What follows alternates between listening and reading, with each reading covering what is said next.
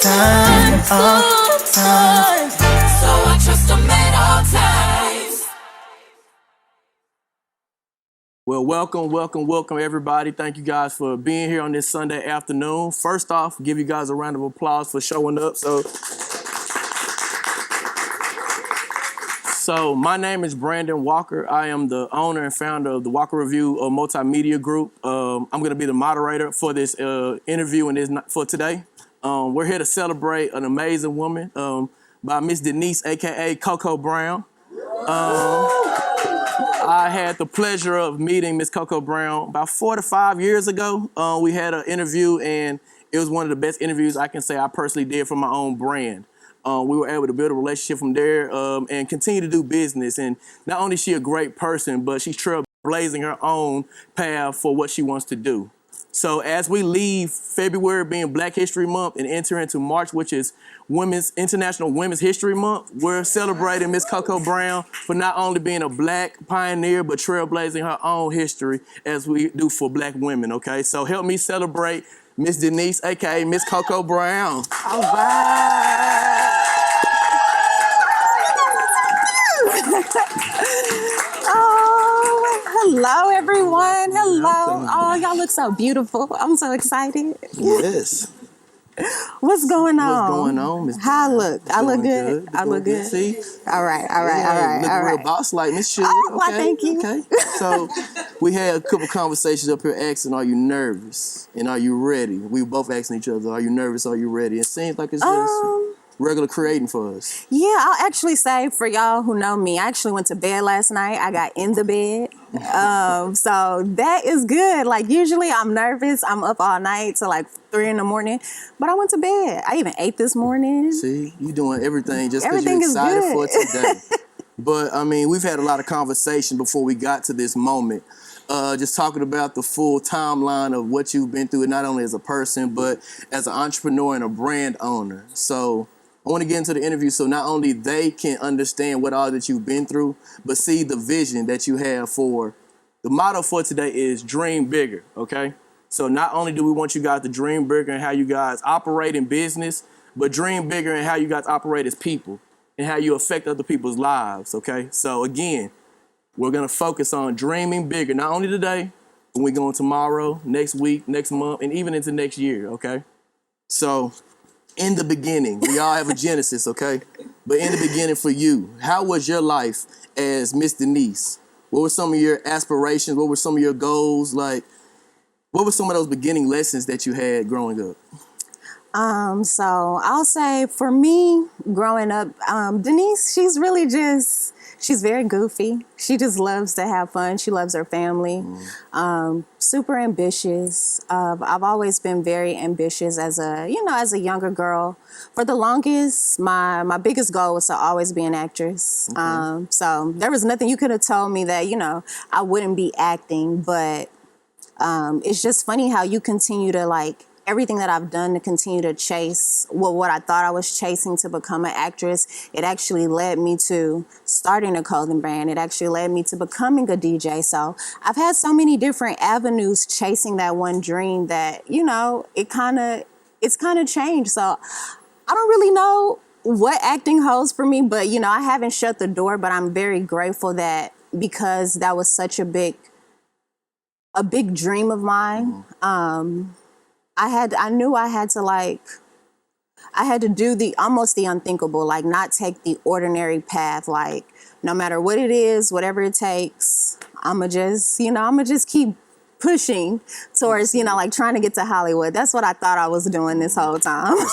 Persistence, never giving up. So you talked about an unordinary transition. So let's talk about your timeline in college. You went through an unordinary timeline that most college students don't ordinarily go through or even come out of in success like you did. So give us some detail about just that timeline that you went through college. We spoke about it briefly behind the scenes, but let's allow the audience to know what that full timeline is of what you went through college.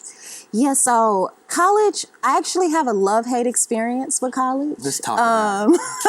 I started off like, I loved it. I went to Texas Women's University. Okay. And one thing that I learned in high school, so like, one thing about me is I can naturally do things good, but it takes a little more effort to, like, be great. Understand, perfect. So in high school, I feel like, I just naturally got good grades. But like towards the end, once I really started applying myself, I was like, I seen what I could do. So my whole mission going into college was like, I want to start how I want to finish. Right. And so I did exactly that. I had, I did orientation leader. Okay. I was also on student government. Involved. I also was a resident assistant. I made it to a 3.7. But once again, I went for theater, and honestly, I no longer was being served in the theater department. So I was like, I really want to do something different. So I wanted to go to UNT because they had radio, television, and film. So I'm like, Very okay, good program. this is still gonna help me get to Hollywood, right? So I'm like, okay, let me transfer over. But me just being overly ambitious, I did congruent enrollment. Okay. So that's where I went to TWU and UNT at the same time. Now, what I didn't know was my GPA was not going to transfer. So I only took one class at UNT and I made a C in it.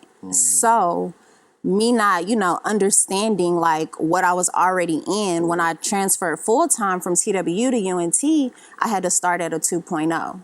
And so that was like one of the most depressing times, for me, just because I am, like I say, extremely ambitious. Like people always want to talk about, what are you doing in school? And I always had a story, but now I don't want to talk about it. It was kind of So, right. It's like,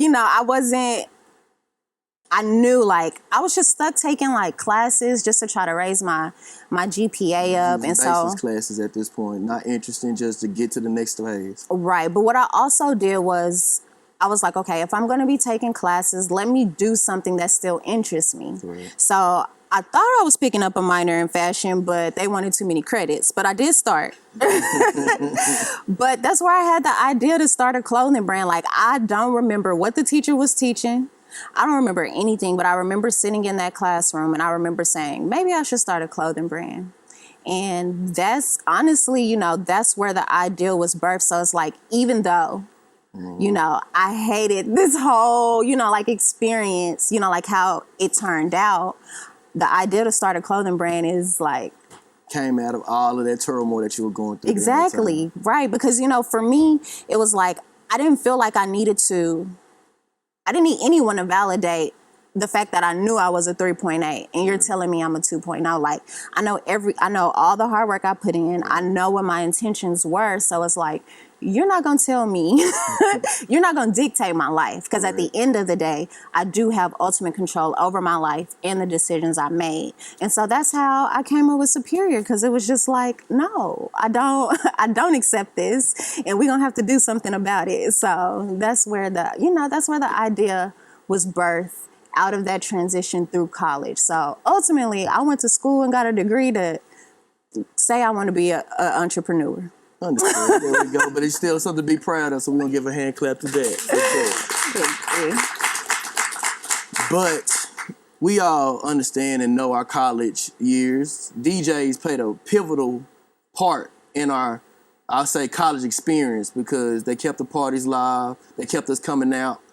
You had your own tenure as DJ, as KoKo Brown. Mm-hmm. Let's talk about how that even came about. I only vaguely know a few female DJs. Mm-hmm. It's a male-dominated arena, but the thing is, the female DJs that I do know do tremendous things in that arena. Mm-hmm. How did that come about? What was your strategy behind becoming DJ KoKo Brown? Well, I wanted to get to Hollywood because I seen everyone knew the DJ. After school, I was like a part of an online radio station. Just, I was just in the mix, and I noticed like, oh, everybody likes the DJ. And then I was like, oh, they really like women DJs. Okay. So I like music. It was like one of those things, again, for me, I'm gonna try it. If I'm interested in it, and if I sit on it for like 3 months and I constantly have this idea, like at that point, I know I have to pursue it. And so that's what I did. You know, I had a conversation. I let my family know, like I always tell them what's going on. And I let them know. I laughed because I asked my mom, I was like, what'd you think? Like when I graduated college and said I wanted to be a DJ, like, cause what? I really want to know, what was that conversation? She was, I don't know, Mom. I don't remember, but she was just like, she just was down with it. Like at the end of the day, she was, you know, she was very supportive. So that's another thing that has, you know, my family is extremely important. My family and my friends. Like you see all of these people here. Mm-hmm. So whatever I do, you know, it's allowed me not to approach it with so much hesitance and just like go for it. And so that's what I did for DJing, because once again, I'm like, I got to get to Hollywood. So who knows who I'm going to meet. But I do need to start placing myself in environments in the industry. So, because I mean, who knows? Understood. I didn't know. So going from graduating school, picking up DJ, using that as a tool or vehicle to get to Hollywood. But we understand in this world that we live in, we have bills, we have real life. Life hits us like a ton of bricks sometimes, and we have to learn how to pivot. One of my favorite podcasts that I watch now is The Pivot. 3 athletes that talk about just transition to different arenas, different networks, just differences in their lives and how other athletes are able to pivot as well. You spent a good amount of time at a successful operation, Babes. From that, it's not, sometimes a lot of people do not want to work for other organizations or establishments. They want to be the entrepreneur. They want to be the brand owner. How was that experience working for a successful organization and you just taking some of those traits to actually be able to put that towards your own success? So I'll say I wasn't really able to see it towards the end. Okay. That's when a lot of things really came to light about, you know, what I really took from it, because in the meantime, I was able to focus on DJing. I was able to focus on the clothing brand, and I was just, you know, there making my money and going home.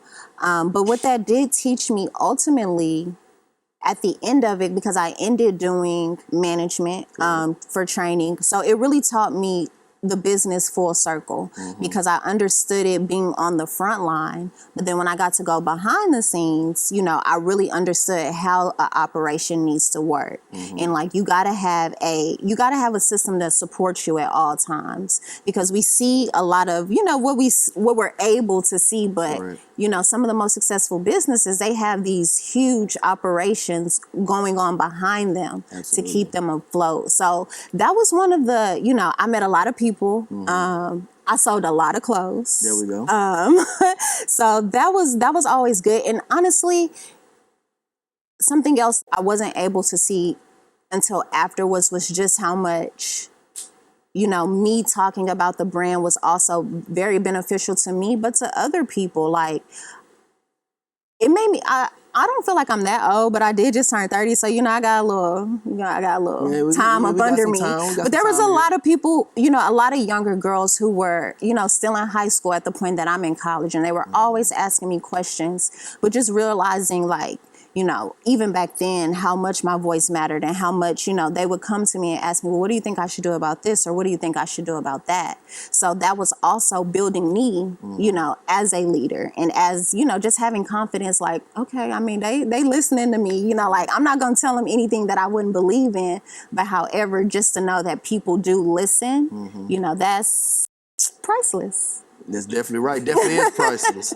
But from, like you said, you mentored a few young ladies. And I believe mentorship is a big thing, especially for the next generation. They need to see someone in their shoes that they want to walk in. That's great guidance to have. What was some of just the insight that you were able to give to some of those young ladies, not only in just business, but life itself?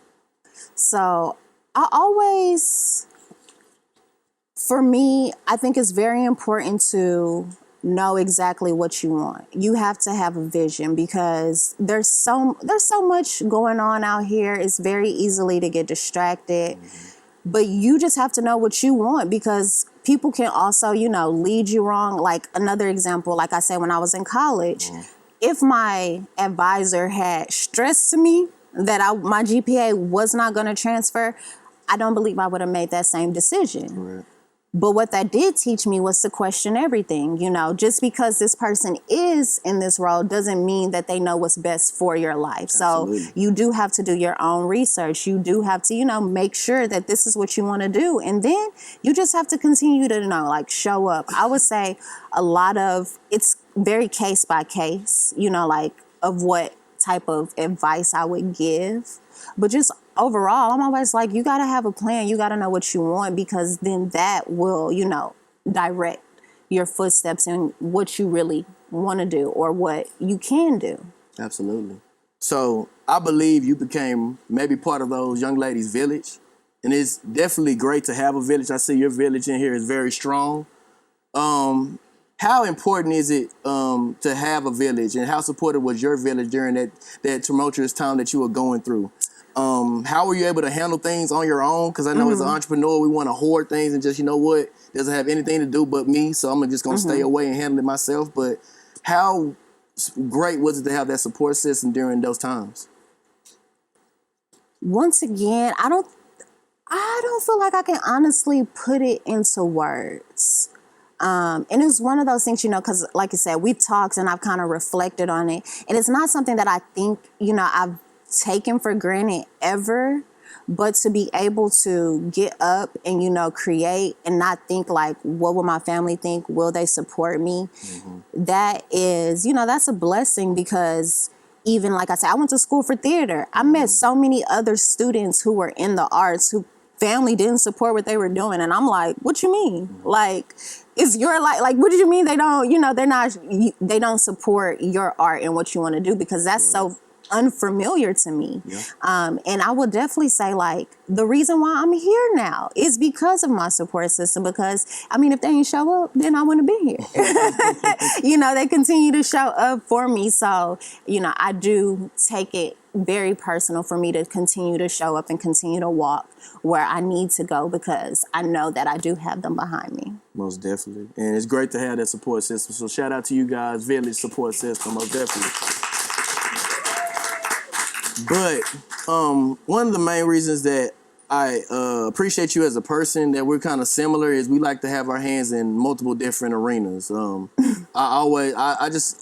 The word serial entrepreneur is a real thing, because I'm so interested and talented in a multitude of different things. I met some of the individuals in this room through another phase that you went through, was project management. How was that experience in project management? Because I was a part of a campaign that you did, and again, just like how you were when we got here, you were doing about 5 or 6, 7 different jobs, doing it with grace on your face and just handling it with care. So just talk a little bit about that experience. Project management. So project management is something I actually just stumbled into. Okay.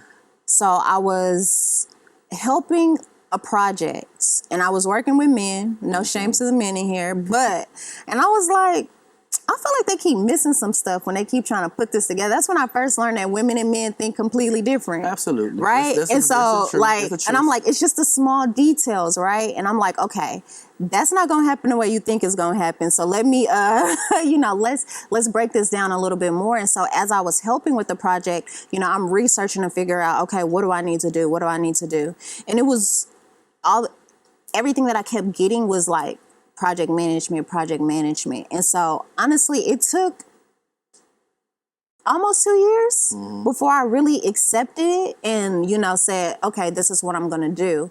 And it was after Babes. So I did leave in 2020. Once again, what I thought was, you know, I said I learned the front end. And so then I learned the back end. So I was like, okay, yeah, I could quit. Yeah, I could run this. Yeah. Whew. Thought you had a plan in effect. I had a plan. But life happens. Like, you know, it's one of those things where, you know, experience is your teacher. Correct. So when you just jump out there, and I still think I don't regret anything. It was definitely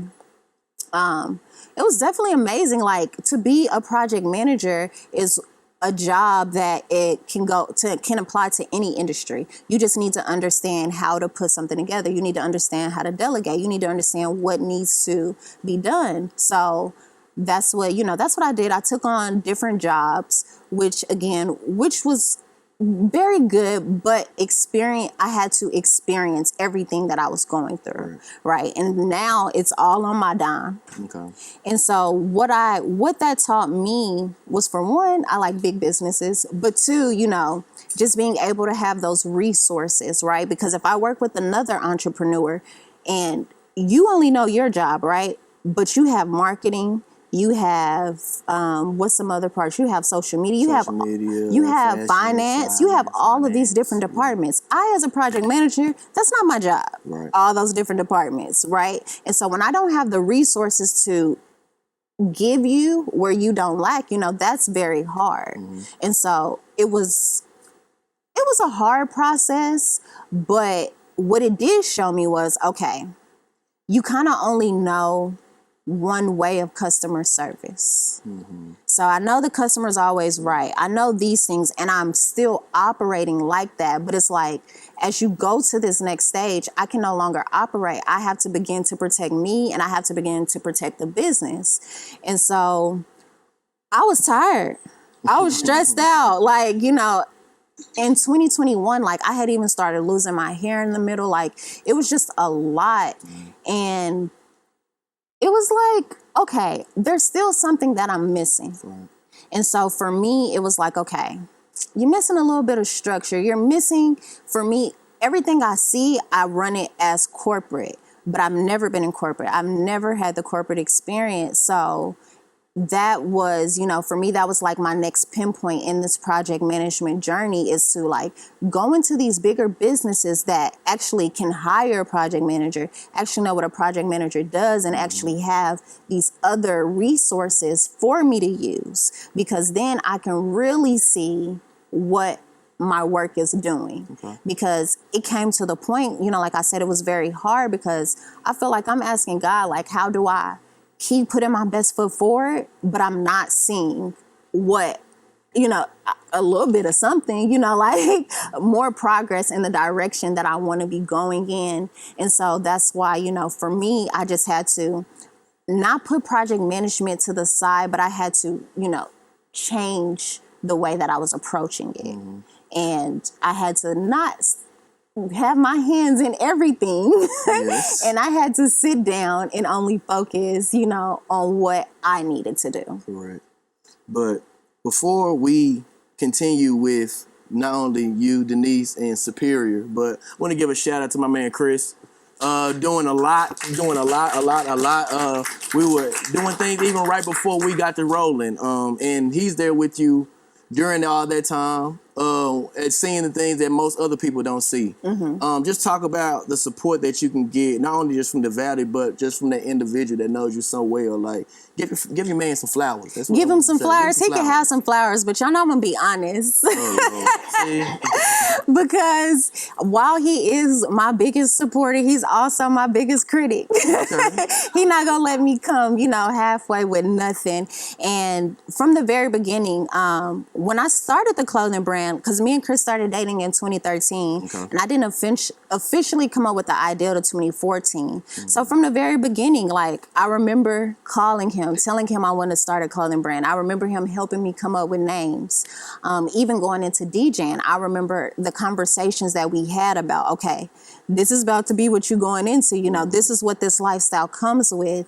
And honestly, the way how he just came to me is perfect. You know what I'm saying? If I really just said, okay, I needed this in a partner, this in a partner, this in a partner, I couldn't have pinpointed the things that he has brought to the table and how he has showed up, even in moments when I didn't ask. You know what I mean? So it's extremely important, because it has allowed me to, shine, because as a man, he does hold down, the foundation to where I am able to, flourish. So I'm, I'm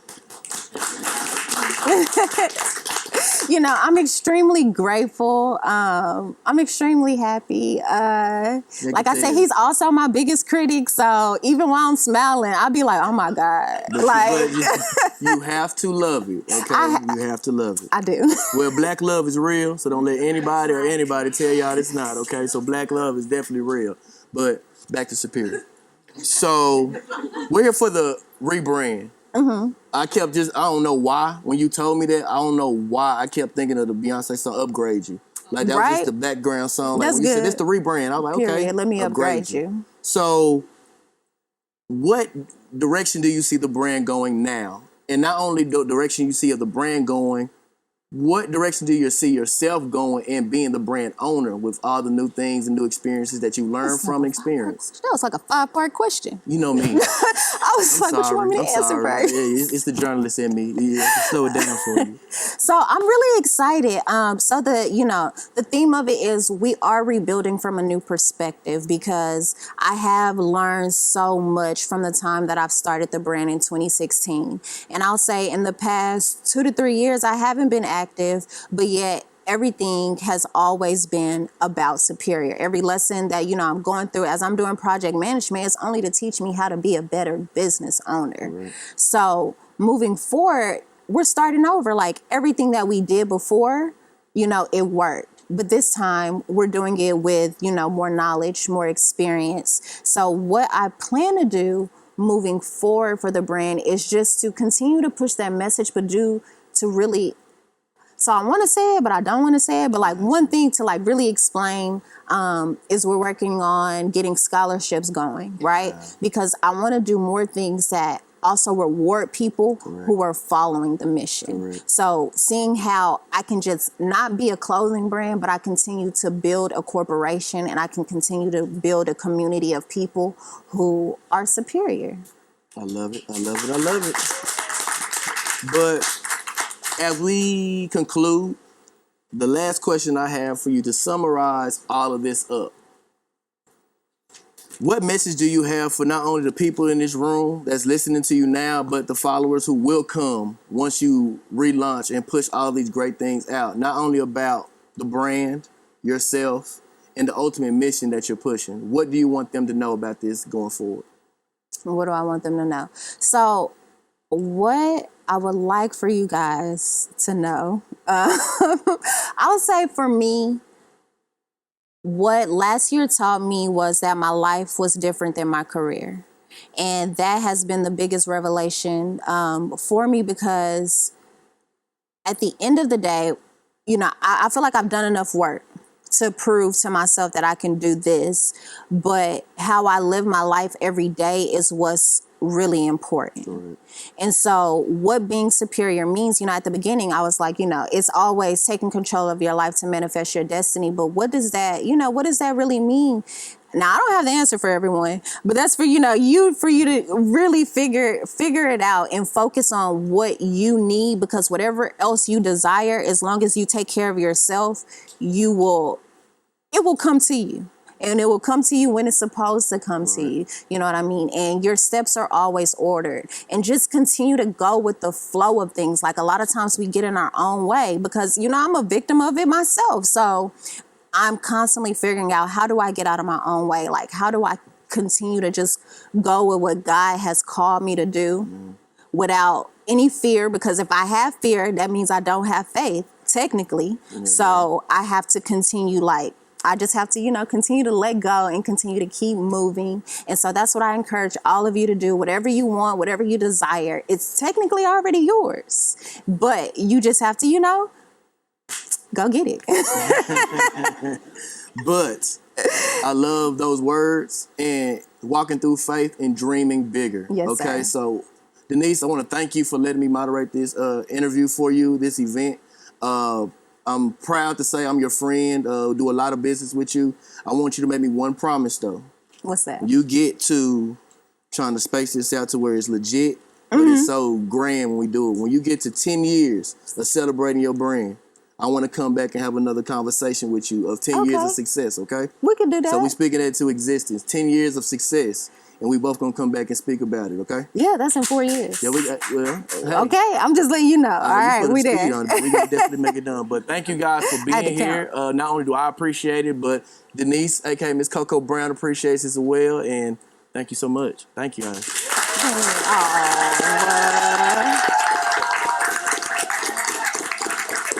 Y'all so beautiful. Here we go. Oh, that's it? You want to say Play some music a little bit. Oh, I was supposed to go. make a toast. Y'all got y'all drinks? I need one.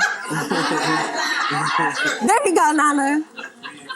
I need one. I know, I was, huh?